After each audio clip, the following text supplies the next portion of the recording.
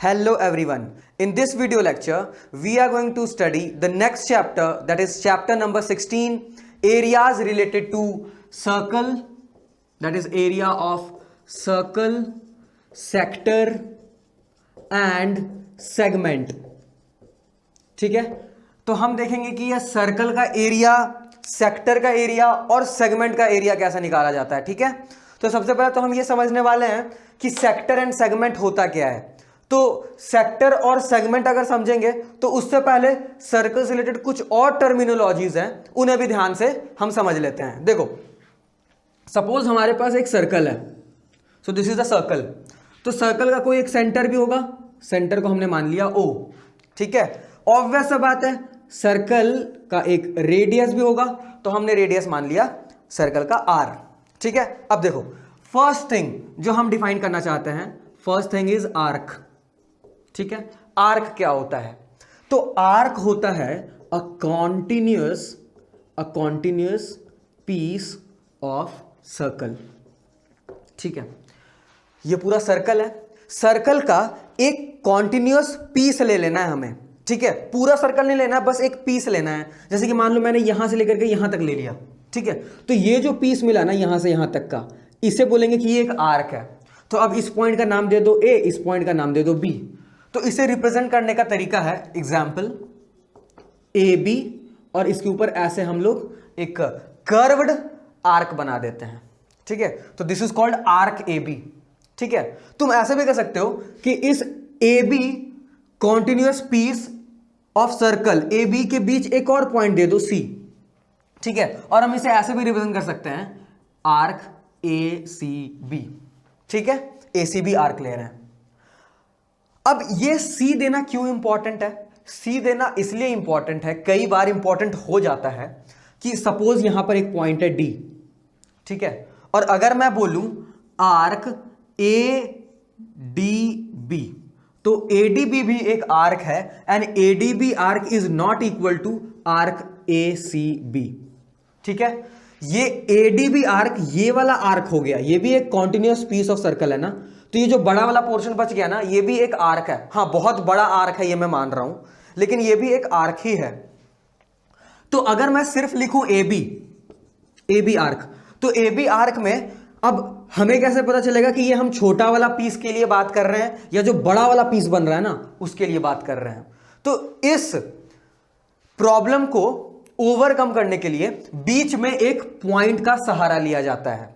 ठीक है, तो हम बोलेंगे आर्क ACB या फिर आर्क ADB.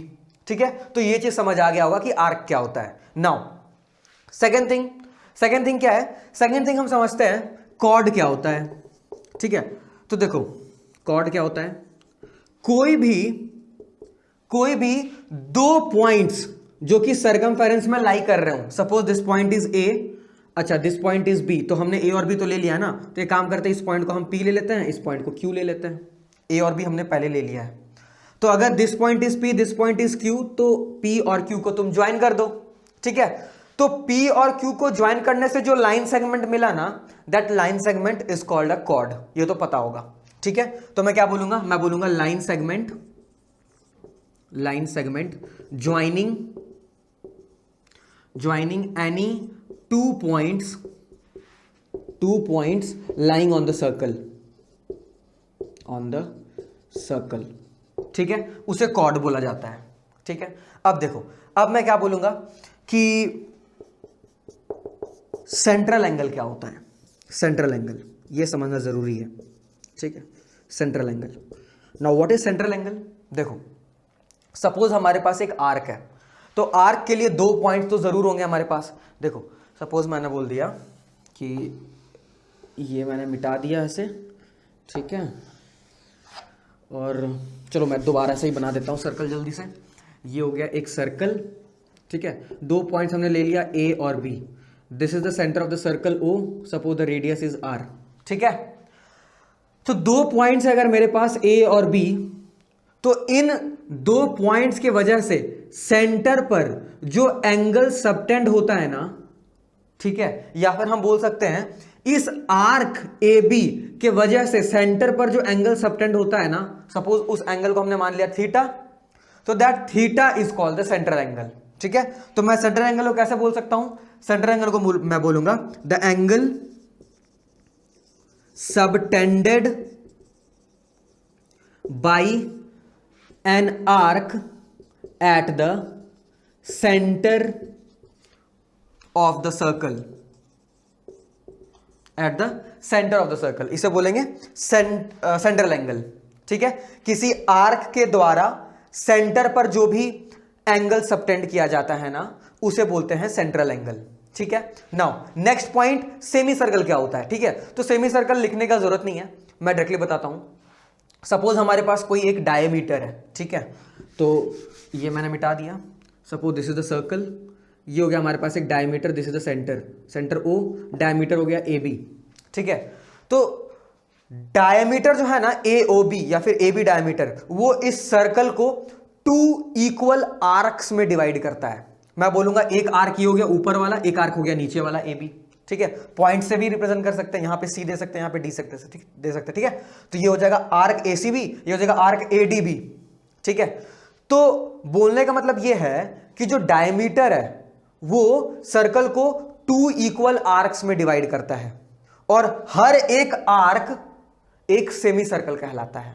ठीक है, तो ये जो आर्क है ऊपर वाला वो भी एक सेमी सर्कल कहलाएगा, और जो नीचे वाला आर्क है वो भी एक सेमी सर्कल कहलाएगा। ओके, तो ये समझ आ गया होगा। नाउ आगे के पॉइंट्स को डिस्कस करते हैं। ठीक है, तो आगे क्या समझते हैं हम लोग कि सेगमेंट क्या होता है। आगे हम लोग देखते हैं कि सेगमेंट क्या होता है। ठीक है, तो सपोज ये हो गया सर्कल, ये हो गया सेंटर। सपोज हमारे पास एक कॉर्ड है ए बी।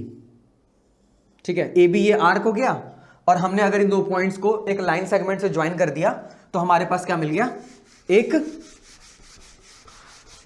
कॉर्ड। ठीक है, तो एक कॉर्ड मिल गया। अब देखो सेगमेंट क्या होता है।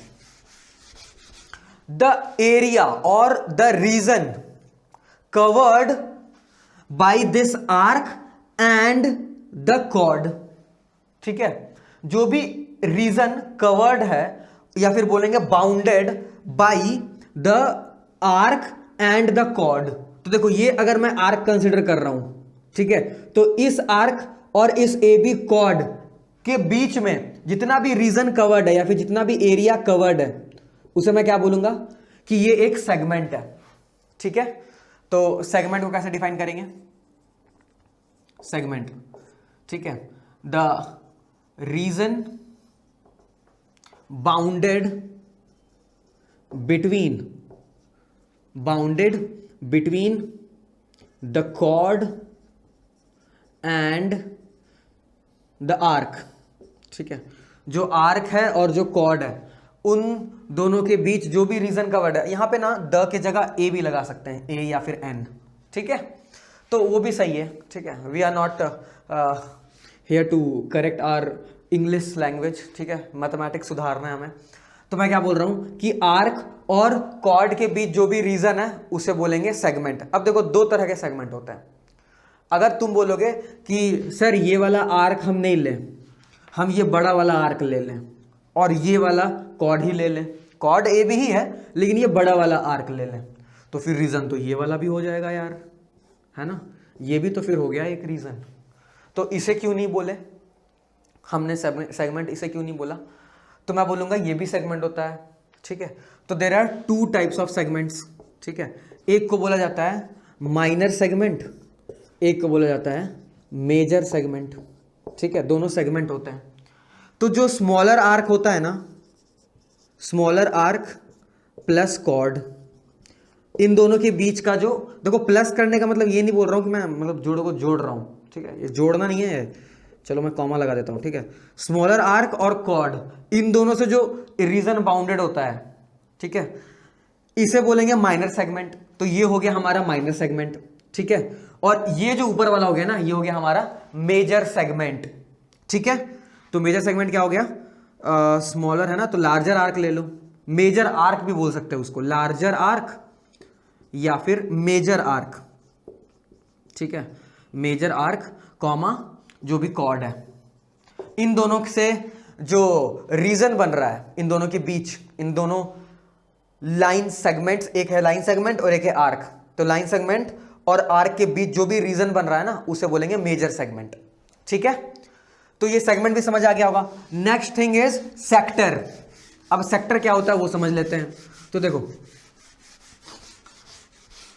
सेक्टर समझने के लिए मैं क्या कर रहा हूं, मैं बोल रहा हूं कि suppose this is a circle, यहां पर हो गया ये सेंटर ओ, हमने एक आर्क ले लिया ए बी।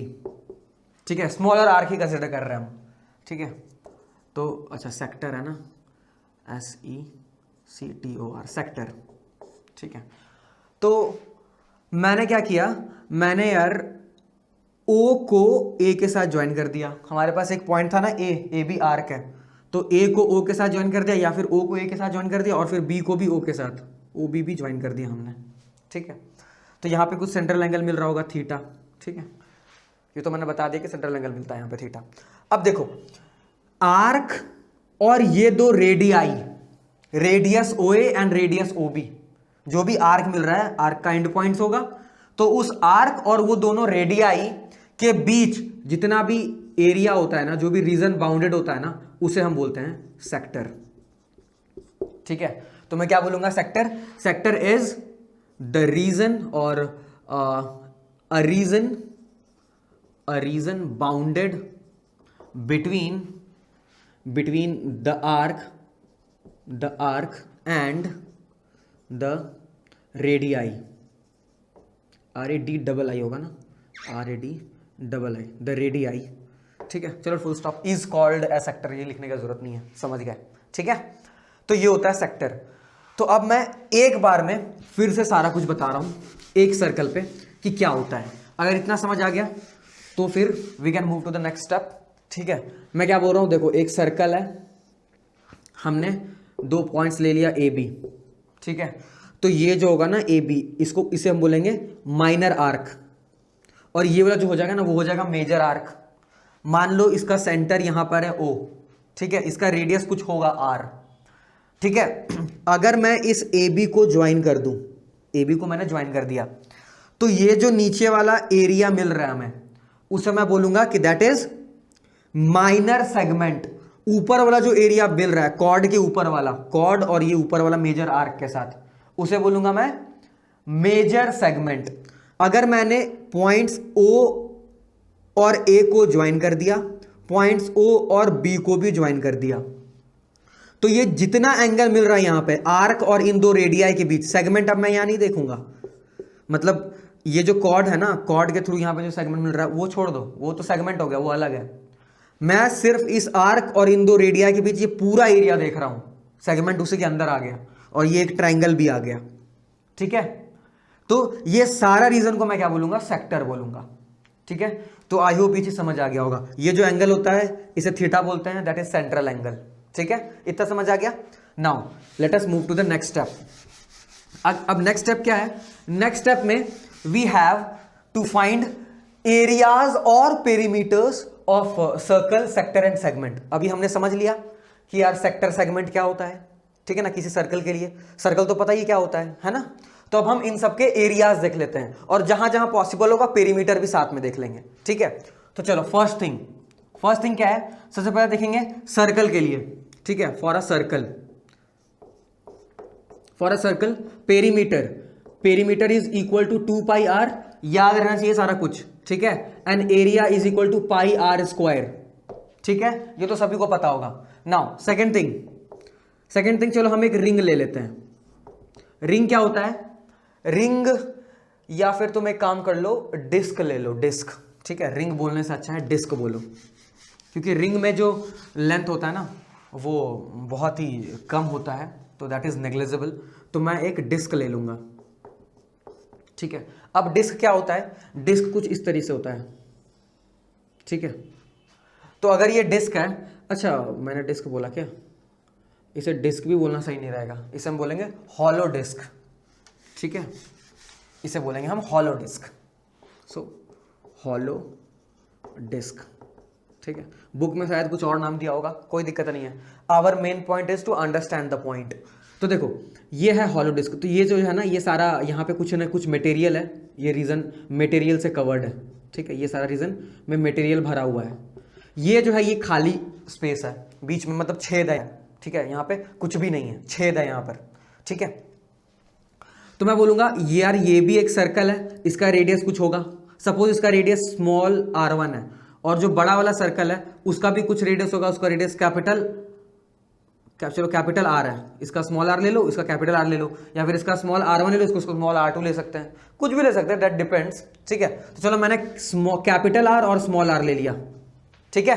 बड़े वाले सर्कल का रेडियस कैपिटल R, छोटे वाले सर्कल का radius small r।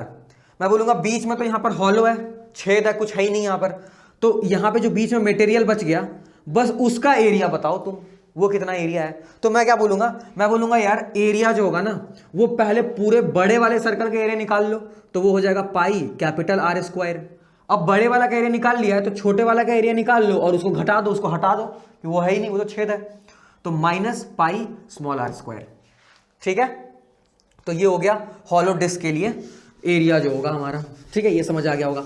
Now third point, अब हम क्या देखेंगे, सर्कल देख लिया, हॉलो डिस्क देख लिया, अब सेगमेंट देख लेते हैं, है ना, सेगमेंट, और उसके बाद फिर सेक्टर देख लेंगे, ठीक। तो चलो सेगमेंट के लिए अगर हमारे पास सर्कल है, अब देखो यहां पे समझना कि ये है हमारा सर्कल, ये हो गया सेंटर ए बी, तो ए बी को हमने ज्वाइन कर दिया, ए बी हमारे पास आ गया एक कॉर्ड, ठीक है। तो अब दो तरह के सेगमेंट होते हैं हमने बताया था, ठीक है। तो मैं क्या बोलूंगा कि यार इस सेगमेंट का सबसे पहले अगर मुझे माइनर सेगमेंट का एरिया निकालना है, ठीक है, या फिर पेरीमीटर निकालना है, तो मैं कैसे निकालूंगा, देखो इससे पहले ना हमें आर्क देख लेना चाहिए, ठीक है। तो चलो आर्क देख लेते हैं पहले, है ना, सेगमेंट पर आएंगे, आर्क देख लेते हैं, आर्क लेंथ, ठीक है। आर्क लेंथ कैसे निकाला जाए, आर्क लेंथ निकालने के उसके बाद सेगमेंट वगैरह निकालना बहुत ईजी हो जाएगा, क्योंकि उसका यूज हो रहा है ना, उसका यूज हो रहा है। सेगमेंट अभी मैंने देखा कि यार निकालेंगे तो फिर इसमें तो आर्क लेंथ का यूज हो रहा है, तो पहले आर्क लेंथ ही डिस्कस कर लेते हैं, ठीक है, दिमाग से स्किप हो गया था कि आर्क लेंथ भी बताना है। तो देखो आर्क लेंथ क्या होता है, ए बी ये जो आर्क है इसका कितना लेंथ होगा, ठीक है, ये हमें बताना है। तो देखो आर्क लेंथ हम सेंट्रल एंगल के रिस्पेक्ट में निकालते हैं, ठीक है। जैसे कि मान लो ये आर्क है ए बी, तो ये आर्क ए बी सेंटर पर कुछ ना कुछ तो एंगल बना रहा होगा ना, उस एंगल को मान लिया हमने थीटा बना रहा है, एंगल थीटा एंगल बना रही है, ठीक है। तो मैं देखो यूनिटरी मेथड को बेस्ट मेथड मानता हूं इन सब चीजों के लिए। यूनिटरी मेथड क्या है, देखो बहुत ही आसान सा चीज है। मैं बोलूंगा अगर मुझे पूरा का पूरा सर्कमफेरेंस निकालना है, सर्कमफेरेंस भी तो एक आर्क है, continuous piece of a circle, अगर मैं पूरा का पूरा ले लूं तो आर्क तो पूरा हो जाएगा सर्कमफेरेंस की इक्वल, है ना। तो अगर मुझे पूरा सर्कमफेरेंस का वैल्यू निकालना है तो उसके लिए यहां पे सेंट्रल एंगल कितना हो जाएगा, 360 डिग्रीज, है ना। तो देखो मैं क्या बोल रहा हूं कि यार 360 डिग्रीज के लिए जो आर्क लेंथ आ रहा है वो पूरा का पूरा सर्कमफेरेंस आ रहा है, यानी कि 2 पाई आ रहा है, 2 पाई आर आ रहा है ना। तो मैं क्या बोलूंगा कि अगर मुझे सिर्फ 1 डिग्री के लिए निकालना है, सिर्फ 1 डिग्री के लिए, तो यार 2 पाई आर डिवाइड बाई 360 कर दो, है ना। 1 डिग्री तो बहुत छोटा सा होगा, मतलब देखो ऐसा करके ये 1 डिग्री होगा, मान लो ऐसा करके ये 1 डिग्री होगा, इतना, तो बस इतना सा आर्क लेंथ निकलेगा। तो टोटल 2 पाई आर में से 360 डिवाइड कर देंगे, समझ रहे हो ना, छोटा आ जाएगा। तो अब मैं बोलूंगा अगर थीटा डिग्री यहां पे कुछ गिवन है, थीटा डिग्री, तो थीटा के लिए कितना निकलेगा, थीटा के लिए क्या हो जाएगा, मल्टीप्लाई कर दो थीटा से इस चीज को, तो मैं बोलूंगा theta upon 360 multiplied by 2 pi r, ठीक है। तो ये फॉर्मूला हो गया।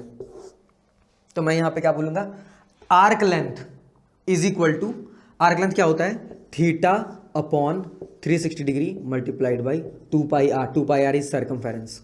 ये हो गया हमारा arc length with for angle theta, अगर जो भी यहां पे थीटा दिया हुआ है उस थीटा के लिए ये इतना आर्क लेंथ होगा, ठीक है, ये समझ आ गया। तो यूनिटरी मेथड से तुम फाइंड कर सकते हो, ठीक है, थीटा दिया हुआ होना चाहिए, ठीक है। अब आ जाते हैं सेगमेंट पर, तो आर्क लेंथ पता चल गया। Fourth point segment. अब सेगमेंट जो है ना वो दो टाइप का होता है, पहला होता है माइनर सेगमेंट, ठीक है। तो माइनर सेगमेंट के लिए भी हम पहले पेरीमीटर देखेंगे और उसके बाद फिर एरिया देखेंगे, ठीक है। तो देखो पेरीमीटर क्या होगा, पेरीमीटर तो हो जाएगा भाई कि तुम इस ए बी कॉर्ड लेंथ को ले लो और प्लस ये आर्क लेंथ ले लेना ए बी, है ना। तो मैं क्या बोलूंगा कि देखो आर्क लेंथ ले लो, arc length is A B, arc length कितना होता है theta upon 360 to 2 pi R, जो भी थीटा एंगल सबटेंड हो रहा है उसके रिस्पेक्ट में theta upon 360 multiplied by 2 pi r, ये तो हो गया आर्क लेंथ अगर मुझे पेरीमीटर निकालना है तो। प्लस मैं कॉर्ड लेंथ लूंगा ए बी, ठीक है। अब ए बी है तो ए बी का क्या वैल्यू पुट करे भाई, now this A B length जो कॉर्ड का लेंथ है उसे कैसे फाइंड किया जाए, तो इसे भी हम यूनिटरी मेथड से फाइंड करेंगे, ठीक है। देखो मैं क्या बोल रहा हूं कि कभी ना कभी ये जो कॉर्ड होगा वो डायमीटर भी तो बन सकता है, ठीक है। तो जब ये कॉर्ड एक्चुअली सेंटर से पास करेगा कुछ इस तरीके से होगा, तो उस केस में chord A B will be equal to diameter, है ना। यानी कि जब थीटा इज इक्वल टू 180 होता है 180 डिग्रीज के लिए, theta is equal to 180 degrees के लिए, ठीक है, कॉर्ड ए बी लेंथ कितना होता है 2r, मतलब डायमीटर होता है, ठीक है। तो फिर मैं क्या बोल रहा हूं, मैं बोलूंगा अगर सिर्फ 1 डिग्री देखा जाए, अगर मैं यहां पे सिर्फ 1 डिग्री एंगल बनाऊं, समझ रहा हूं ना, जैसे कि ये सर्कल हो गया, यहां पे मैं बोलूंगा सिर्फ 1 डिग्री एंगल बनाएंगे हम 1 डिग्री, तो उसके लिए यहां पे ये जो कॉर्ड बनेगा, इस कॉर्ड का मतलब कॉर्ड बहुत ही छोटा सा बनेगा, उस कॉर्ड का लेंथ क्या होगा, आई होप ये तुम समझ पा रहे होगे, ठीक है। तो क्या बोलेंगे हम 2r डिवाइडेड बाई 180 कर दो, ठीक है। अब मैं बोलूं कि अगर थीटा के लिए निकालना है तो यार थीटा से मल्टीप्लाई कर दो, theta upon 180 degrees multiplied by 2r, तो ये हो गया हमारा कॉर्ड लेंथ, ठीक है। तो ए बी के जगह अब मैं इसे मिटाकर ये कॉर्ड लेंथ भी लिख सकता हूं, ठीक है। और अगर तुम्हें पहले से कॉर्ड लेंथ पता है, क्वेश्चन में गिवन है, तो फिर तो बहुत बढ़िया बात है ना। तो मैं अभी लिखूंगा theta upon 180 degrees multiplied by 2r, ठीक है। वैसे शायद पेरीमीटर, इसका पेरीमीटर बुक में शायद नहीं गिवन है, ठीक है, जो भी है। नाउ अब आ जाते हैं एरिया में, ठीक है। एरिया क्या होता है, तो area of minor segment will be, हमें इसका एरिया निकालना है, तो इसका एरिया निकालने के लिए हम क्या बोलेंगे कि यार क्या करते हैं ना, हम इस पूरे सेगमेंट का एरिया निकाल लेते हैं, सॉरी इस पूरे सेक्टर का एरिया निकाल लेते हैं, ठीक है। और इस सेक्टर का एरिया से हम ये जो ट्रायंगल है ना उसका एरिया सब्ट्रैक्ट कर देंगे, ट्रायंगल ओ ए बी का एरिया सब्ट्रैक्ट कर देंगे, ठीक है। तो मैं क्या बोलूंगा, देखो area will be equal to area of this sector O A, इस पॉइंट का नाम चलो रख देते हैं सी और B, area of sector O A C B. अब देखो इस चीज को ना बताने के लिए मुझे थोड़ा सा और मेहनत करना होगा, तो देखो मैं बताता हूं तुम्हें अच्छे से, ध्यान समझना। आर्क लेंथ तक तो हो ही गया था, सेगमेंट बताना है ना, तो पहले शायद सेक्टर को हमें समझना पड़ेगा। देखो अब ये जो ट्रायंगल है ना, इस ट्रायंगल का एरिया देखते हैं, area of triangle O A B, area of triangle O A B क्या होता है, ये होता है half into r into sine theta, ठीक है। अब तुम बोलोगे सर ये क्या लिख दिया आपने, ठीक है। देखो जब तुम हायर स्टडीज़ में जाओगे ना, मतलब 11th-12th में ये तुम पढ़ोगे, ठीक है, ट्रिग्नोमेट्री में, कि अगर हमारे पास कोई एक ट्रायंगल है, ठीक है, और ये ट्रायंगल हो गया ए बी सी, अगर उसका 2 साइड्स गिवन है, 2 साइड्स गिवन है इन द सेंस सपोज ये है ए, अच्छा ठीक है, इसको ए नहीं लिखते हम इसको लिखते हैं ए, स्टैंडर्ड वे में लिखते हैं, ठीक है। वर्टेक्स ए के ओपोजिट वाला साइड लेंथ ए, बी के ओपोजिट ये बी हो गया, सी के ओपोजिट ये सी हो गया, ए बी सी, ठीक है। तो अगर हमें ये साइड लेंथ पता है तो बहुत अच्छी बात है। अगर हमें कोई एक एंगल पता है, सपोज हमें ये एंगल पता है, ये एंगल मान लो अल्फा है, ठीक है, तो मैं क्या बोलूंगा, मैं बोलूंगा इस ट्रायंगल का जो एरिया होता है ना, area is equal to half इस एंगल को कंटेन करने वाला 2 साइड, मतलब b into C multiplied by sine of this angle, sine alpha. समझ आया, नहीं समझ आया दोबारा बैक करके सुनो। सिमिलरली मैं क्या बोलूंगा, area is equal to half into, अगर मुझे ए और बी पता है और इन दोनों के बीच का एंगल पता है, suppose this angle is beta, तो मैं बोलूंगा A into B into sine beta. अगर मुझे किसी ट्राइंगल में दो साइड्स का लेंथ पता है और उनके बीच कंटेन होने वाला एंगल पता है, तो मैं बोलूंगा half product of their lengths, side lengths, multiplied by sine of that angle, जो उन दोनों के बीच में एंगल है। ठीक है, तो half into A B into sine beta. अब सपोज ये एंगल गामा है, तो मैं क्या बोलूंगा, area is equal to half into A into C, क्योंकि ए और सी के बीच जो एंगल है वो गामा है, तो मैं लिखूंगा साइन गामा। ठीक है, ये जो फॉर्मूला है ये तुम हाई स्टडीज में पढ़ोगे। ठीक है, 11th क्लास में पढ़ना है बेसिकली। ठीक है, तो फिलहाल के लिए हमें बस याद रखना है कि ये होता है फॉर्मूला। तो अगर ये फॉर्मूला होता है तो इसी फॉर्मूला को मैंने यहां पर अप्लाई किया है ट्राइंगल ओ ए बी के लिए। For triangle O A B, देखो ये जो लेंथ है ये आर है, रेडियस के बराबर है, ये जो लेंथ है ओ बी वो भी आर है, रेडियस के बराबर। तो मैं बोलूंगा ये रेडियस है, ये रेडियस है, और इन दोनों के बीच जो सेंट्रल एंगल बन रहा है वो भी मुझे पता है, थीटा। ठीक है, तो इसलिए मैं बोलूंगा कि इस ट्राइंगल का जो एरिया हो जाएगा वो जाएगा half into r multiplied by sine of the angle contained in between, that is theta, तो साइन थीटा हो जाएगा। ठीक है, तो आई होप यहां पर कोई कंफ्यूजन नहीं होगा। अब यहां पर कोई कंफ्यूजन नहीं है तो फिर ठीक है, अब दोबारा से यूनिटरी मेथड लगाओ। देखो यूनिटरी मेथड ना बहुत ही बेसिक चीज है, बहुत ही सही चीज है, इस चैप्टर में बहुत ज्यादा यूज होने वाला है समझने के लिए। ठीक है, ठीक है, तो इस ट्राइंगल का एरिया मैं लिख देता हूं ऐसे करके कि 1/2 आर स्क्वायर साइन थीटा, ये हो गया उस ट्राइंगल का एरिया। अब मैं क्या बोल रहा हूं कि यार अगर मेरे पास थीटा एंगल है, ठीक है, अगर मेरे पास यहां पर एंगल थीटा है, तो सिर्फ जो सेक्टर बनेगा, ये सेक्टर बन गया, इस सेक्टर का एरिया कितना होगा, इसको समझने के लिए दोबारा हम यूनिटरी मेथड लगाते हैं। मैं बोलूंगा कि अगर हमारे पास ये थीटा पूरा का पूरा 360 डिग्री हो, यानी कि सेक्टर क्या मिलेगा, पूरा का पूरा सर्कल ही मिल जाएगा, है ना। धीरे धीरे हम एंगल को बढ़ाएंगे तो इन दोनों रेडियस को ऐसे स्ट्रेच करेंगे और पूरा खत्म कर देंगे, मतलब थीटा को बढ़ाकर 360 डिग्री कर देंगे। ठीक है, इसको ऐसा करके पूरा फ्लिप करके सटा देंगे, इधर साइड से भी और इधर साइड से भी। समझ पा रहे हो? तो ये पूरा का पूरा हमें सेक्टर क्या मिल जाएगा, सर्कल ही मिल जाएगा, और उस केस में थीटा क्या हो जाएगा, 360 डिग्री हो जाएगा। तो मैं बोलूंगा अगर 360 डिग्रीज में एंगल लूं, थीटा का वैल्यू, तो मुझे क्या मिल रहा है, सेक्टर का एरिया, पूरा का पूरा सर्कल का एरिया मिल रहा है, that is pi r square मिल रहा है। तो मैं बोलूंगा 1 डिग्री के लिए कितना होगा, पाई आर स्क्वायर अपॉन 360 डिग्रीज होगा। समझ गया, 360 होगा। देयरफॉर थीटा के लिए कितना होगा, theta upon 360 multiplied by pi r square होगा। जिस तरीके से हमने लेंथ के लिए किया था, थीटा अपॉन 360 मल्टीप्लाइड बाई यहाँ पे टोटल सर्कमफेरेंस या फिर total length, total boundary length, that is 2 pi r, total perimeter. यहाँ पे मैं कहेगा total area, theta upon 360 multiplied by total area. समझ रहे हो? तो ये हो गया theta upon 360 multiplied by pi r square. ये टोटल किसका एरिया हो गया, एरिया ऑफ सेक्टर। सेक्टर कौन सा, OACB, ये हो गया सेक्टर। ठीक है, तो अब मैं बोलूंगा कि यार अगर मुझे सिर्फ ACB, ये जो सेगमेंट बन रहा है सॉरी ACBA, ये जो सेगमेंट बन रहा है, मुझे सिर्फ उस माइनर सेगमेंट का एरिया चाहिए, तो मैं बोलूंगा इस टोटल एरिया में से इस वाले एरिया को सब्ट्रैक्ट कर दो, है ना। तो मैं बोलूंगा theta upon 360 multiplied by pi r square, ये तो पूरे सेगमेंट का एरिया, सॉरी पूरे सेक्टर का एरिया आ गया, माइनस कर दो 1/2 आर स्क्वायर साइन थीटा। ठीक है, आई होप ये समझ आ गया होगा कि इसका एरिया क्या होता है, एरिया ऑफ माइनर सेगमेंट। अब हम मेजर सेगमेंट का एरिया देख लेते हैं।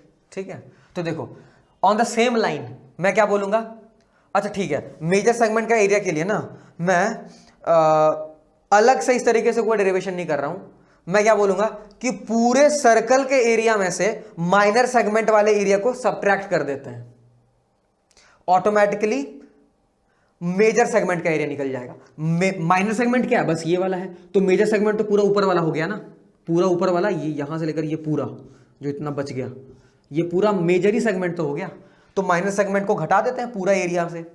ठीक है, तो हमें निकल जाएगा, हमारे पास आ जाएगा area of major segment.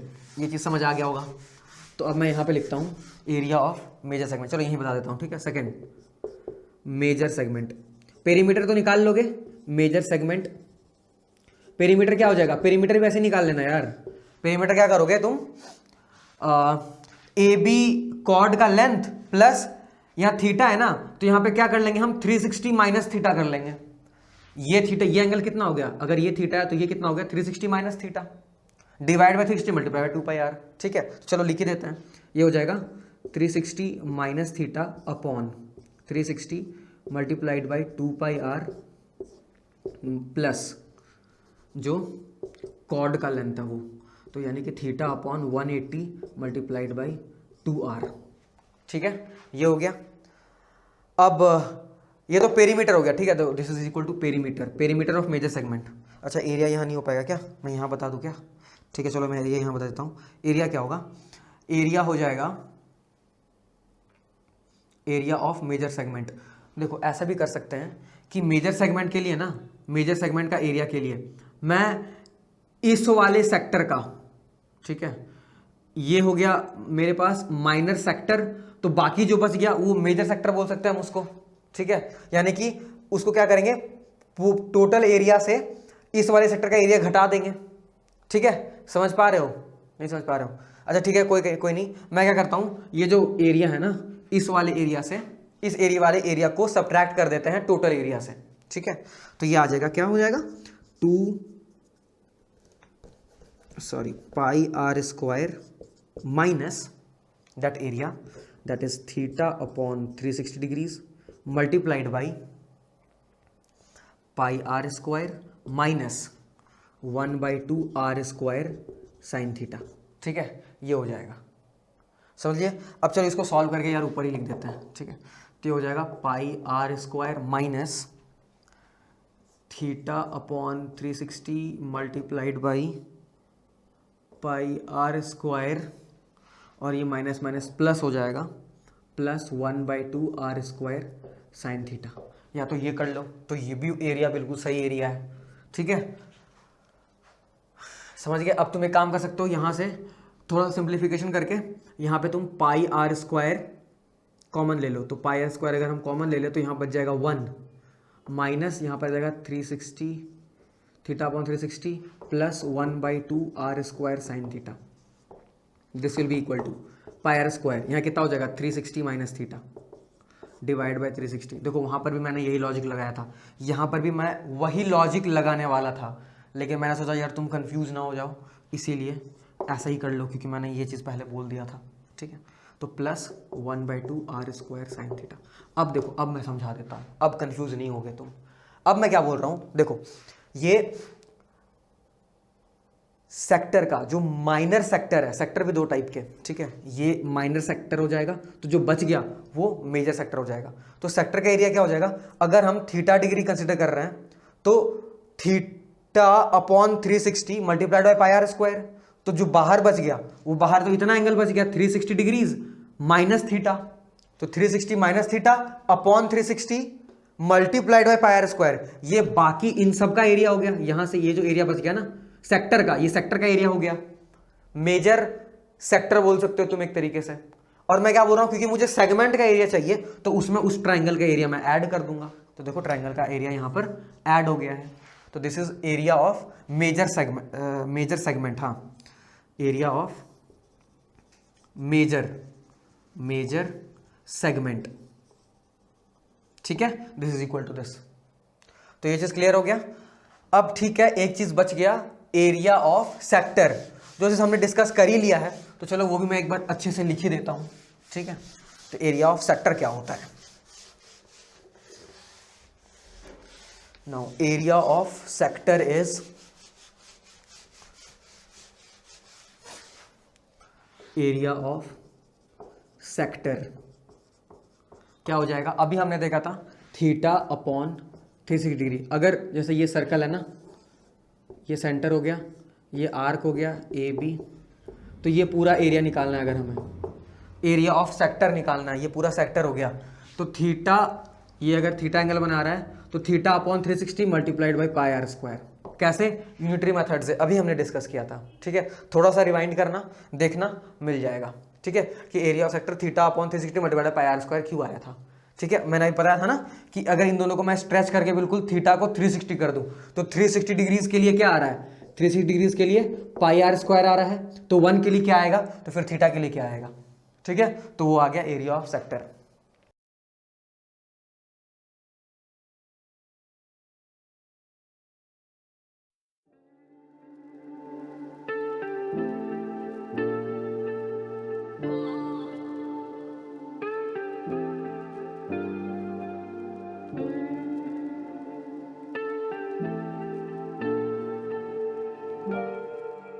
Hello everyone, दुरंगदा के त्वरित प्रोग्राम में आप सभी का स्वागत है।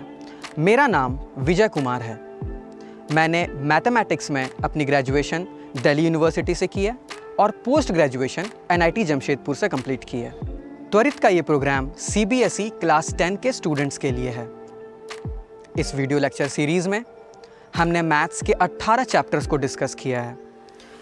हमने हर चैप्टर को एक वीडियो में कवर करने की कोशिश की है, जिसमें उस चैप्टर के सारे इम्पॉर्टेंट कॉन्सेप्ट्स को एग्जाम्पल्स के थ्रू एक्सप्लेन किया है, ताकि स्टूडेंट्स के कॉन्सेप्ट्स क्लियर हो पाएँ और वो किसी भी तरह के क्वेश्चंस को सॉल्व कर पाएँ। बेस्ट रिजल्ट्स के लिए इन वीडियोस को कैसे देखें? त्वरित प्रोग्राम के वीडियोस को देखते वक्त आप अपना नोटबुक और टेक्स्ट बुक अपने साथ रखें और नोट्स बनाते जाएं। कॉन्सेप्ट्स डिस्कस करने के बाद स्क्रीन पर क्वेश्चंस डिस्प्ले किए जाएंगे।